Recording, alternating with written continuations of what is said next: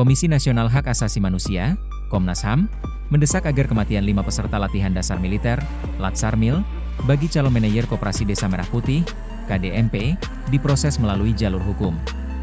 Komnas HAM menilai penyelidikan tidak cukup hanya dilakukan secara internal, melainkan harus diusut secara transparan sesuai ketentuan hukum yang berlaku.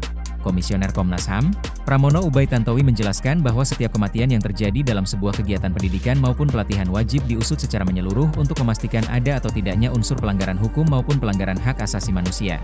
Menurutnya, aparat penegak hukum perlu melakukan penyelidikan independen guna mengetahui penyebab pasti meninggalnya 5 peserta tersebut.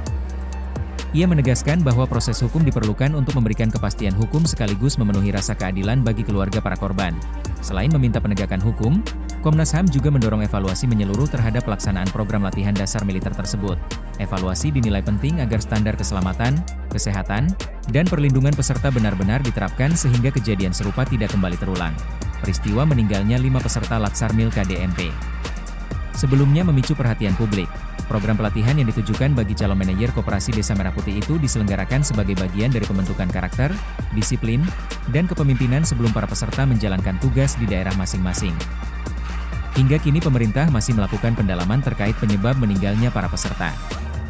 Sejumlah instansi telah diterjunkan untuk mengumpulkan data, termasuk memeriksa prosedur pelaksanaan latihan, kondisi kesehatan peserta sebelum mengikuti kegiatan, hingga mekanisme penanganan medis selama pelatihan berlangsung.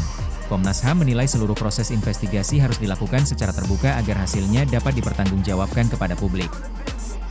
Menurutnya, transparansi menjadi kunci untuk menjaga kepercayaan masyarakat sekaligus memastikan tidak ada fakta yang ditutupi dalam proses penyelidikan.